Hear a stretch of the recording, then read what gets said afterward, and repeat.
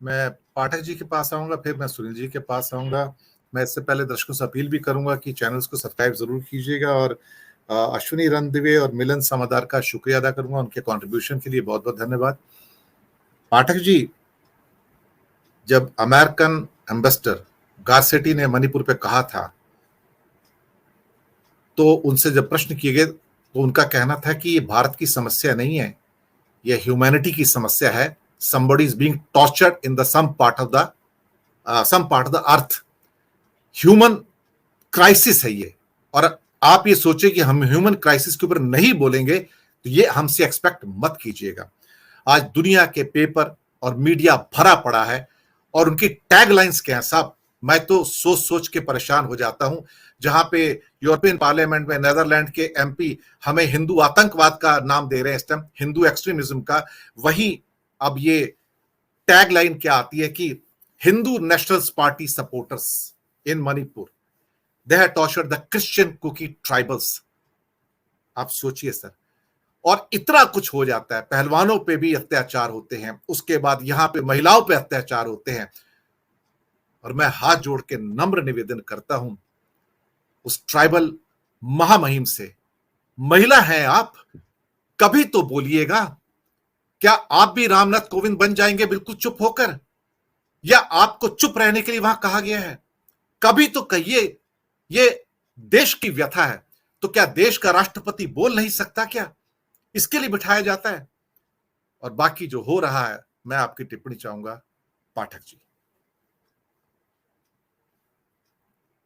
Unmute कर लीजिए, unmute कर लीजिए जी। दिनेश सर, आपकी जो पीड़ा है, आपका जो आक्रोश है, वो आपके स्वर में दिखाई दे रहा है। दोनों राजेश जी ने, राजेश बादल और राजेश ठाकर जी ने बहुत भयावह परिदृश्य हमारे देश और समाज का जो है उसका खाका हमारे सामने रखा है। अंतर्राष्ट्रीय स्तर पर जो प्रतिक्रियाएं आ रही हैं, दिनेश जी, आपकी चिंता वाजिब है, लेकिन अब उससे बचा नहीं जा सकता। ये दुनिया एक छोटा सा गांव है, ग्लोबल विलेज कहते हैं। आज की तारीख में अगर आप मणिपुर जैसे एक राज्य में दो महिलाओं की निर्वस्त्र परेड करेंगे और आप ये उम्मीद करें कि वो न्यूयॉर्क टाइम्स में खबर न छपे, तो वो मुमकिन नहीं है। शायद आज अमेरिका में किसी पदाधिकारी ने आज या कल भारत की तुलना अफगानिस्तान और सीरिया से की है। हम तो लोकतंत्र की जननी थे। हमारी तुलना सिर्फ 9 साल के नरेंद्र मोदी के कार्यकाल में सीरिया और अफगानिस्तान से होने लगी, तो इसके पीछे कोई तो वजह होगी। दुनिया देख रही होगी कि कठुआ के बलात्कारियों के पक्ष में भारत का राष्ट्रध्वज तिरंगा लेकर सत्ताधारी पार्टी के मंत्री, उस वक्त सरकार में जो मंत्री थे जम्मू कश्मीर में बीजेपी के कोटे से, उन लोगों ने सड़कों पर जुलूस निकाला था, बलात्कारियों के पक्ष में जय जय श्री राम के नारे लगाए थे, तिरंगा हाथों में लेकर। गुजरात का जिक्र अभी राजेश ठाकर जी ने किया। क्या दुनिया के किसी और सभ्य समाज में बलात्कार की और हत्या की सजा पा चुके लोग, अंतिम तौर पर सजा, सुप्रीम कोर्ट से सजा कन्फर्म हो गई, उन्हें इस तरह रिहा किया गया होगा और फिर समाज ने उनका इस तरह स्वागत किया होगा, उन्हें संस्कारी कहा गया? और जिस विधायक ने इन बलात्कारियों, हत्यारों को संस्कारी कहा, वो हाल के चुनाव में चुनाव जीत गया है। राजेश जी, आप तस्दीक करेंगे?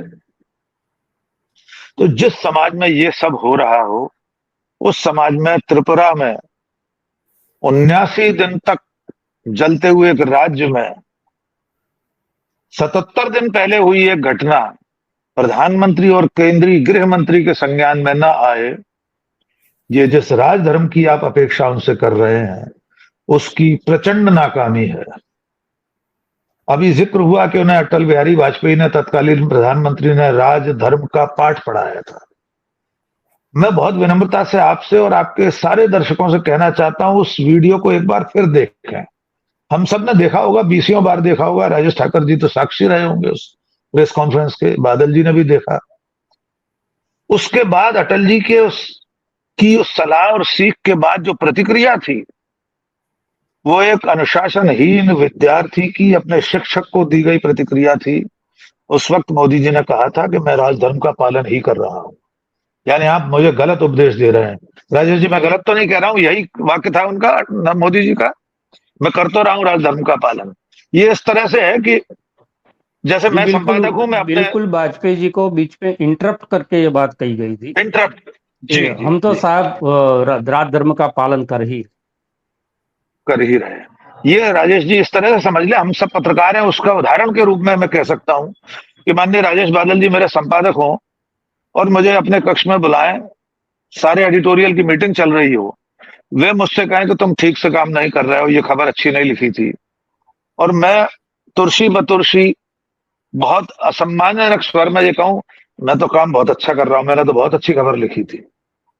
ये उस स्तर का अपमान था कि देश का प्रधानमंत्री एक मुख्यमंत्री को सलाह दे रहा है, एक सीख दे रहा है, और वो तत्काल इंटरप्ट करते हुए जो ठाकर जी कह रहे हैं उसका खंडन कर दे कि मैं तो राजधर्म का पालन कर रहा हूं। उस दिन इस देश को समझ जाना चाहिए था कि इस व्यक्ति के मन में देश, लोकतंत्र, संविधान और अपने नेता, उस वक्त तो अटल बिहारी वाजपेयी निर्विवाद रूप से देश के सबसे बड़े नेता थे। कौन कल्पना कर सकता था गुजरात राज्य का मुख्यमंत्री एक दिन इस हैसियत में होगा कि अटल जी गुमनामी में चले जाएंगे, लाल कृष्ण आडवाणी गुमनामी में चले जाएंगे, जिनके रथ पर पीछे खड़े हुए दिखाई देते थे नरेंद्र मोदी। उस दिन इस देश को चेत जाना चाहिए था कि ये व्यक्ति किसी भी तरह की शालीनता, भद्रता, लोकतांत्रिक लोकाचार, व्यवहार, इस किसी चीज में उसकी आस्था नहीं है। हम राजधर्म की अपेक्षा उस व्यक्ति से कर रहे हैं जिसकी सरकार को, आज की खबर है सर, द वीक की खबर है कि इस तरह की 8 घटनाएं और हुई हैं त्रिपुरा में, मणिपुर में। आज की ही खबर ये है, द न्यूज लॉन्ड्री की, कल शायद उन्होंने ब्रेक कर दी थी।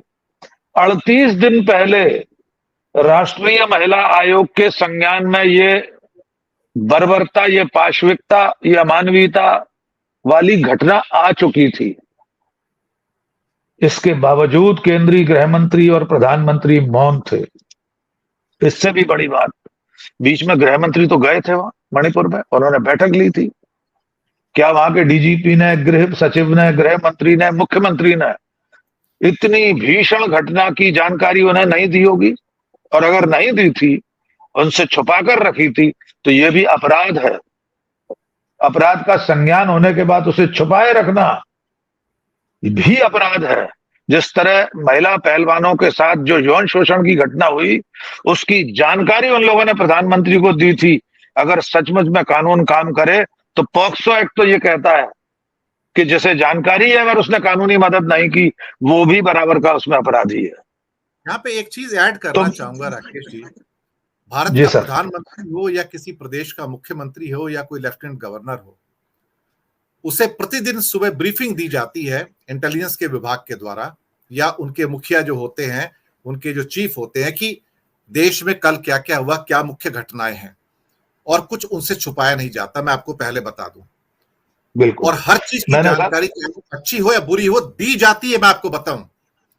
इसलिए यह कहना कि प्रधानमंत्री को यह नहीं पता था, या गृह मंत्री को यह नहीं पता था, या वहां के डीजी ने उनको नहीं बताया, या बीरेन सिंह कहते हैं ऐसी सैकड़ों घटनाएं और हुई हैं, इस पाप में सब सहभागी हैं सर, सब हैं, कोई मुक्त नहीं इससे। जी, मैं उसी प्रक्रिया को थोड़ा और आसान तरीके से बताना चाहता हूं। मैंने कल भी एक चैनल पर कहा है, हम सब लोग पत्रकार हैं, मैं तो क्राइम रिपोर्टर भी रहा हूं, बादल साहब ने इतनी इन्वेस्टिगेटिव जर्नलिज्म किया है, सुनील सर और राजेश जी भी। कल मैंने एक चैनल पर कहा था कि हर राज्य में, राज्य की राजधानी में एक स्टेट सिचुएशन रूम होता है, उसको शॉर्ट में एसएसआर कहते हैं। ये पुलिस मुख्यालय में होता है या पुलिस मुख्यालय से लगी हुई किसी इमारत में होता है। उस एसएसआर में, स्टेट सिचुएशन रूम में, सैकड़ों टेलीफोन लगे रहते हैं। अब तो मोबाइल का दौर है, तो 10, 20, 50, 100, 200 फोन रखे रहते हैं। हर जिले में होने वाली हर बड़ी आपराधिक घटना की जानकारी फौरन से पेशतर एसएसआर को बताई जाती है। एसएसआर उसकी जानकारी केंद्रीय गृह मंत्रालय और संबंधित एजेंसियों को देता है। और जिस राज्य में इतना ज्यादा गृह युद्ध की कगार तक हिंसात्मक घटनाएं हो रही हो, उसको लेकर एसएसआर और केंद्रीय गृह मंत्रालय हाई अलर्ट पर रहता है। जहां जातीय संघर्ष चल रहा है, जहां बाकायदा गृह युद्ध चल रहा है, क्या वहां के उस जिले के पुलिस कंट्रोल रूम ने एसएसआर को जानकारी नहीं दी होगी? क्या एसएसआर ने दिल्ली में जानकारी नहीं दी होगी? और अगर नहीं दी तो इससे बड़ा सिस्टम का फेलियर और कुछ हो नहीं सकता। इसलिए आप जिनसे राजधर्म की उम्मीद कर रहे हैं, वे सब कुछ जानते हुए ये सब होने दे रहे हैं, और न केवल होने दे रहे हैं बल्कि राज्य संरक्षित इस हिंसा में बराबर के भागीदार हैं। इस सिरे से उस सिरे तक सब शरीके जुर्म है। आदमी या तो जमानत पर रिहा है या है फरार। तो ये सब लोग त्रिपुरा के मुख्यमंत्री से लेकर उस जिले के एसपी और कलेक्टर से लेकर माननीय प्रधानमंत्री तक सब बराबर के गुनहगार हैं। मानवता के इस कलंक के ये सब भागीदार हैं। जी दिनेश जी। मैं आता हूं सुनील जी आपके पास। आज शब्द वास्तव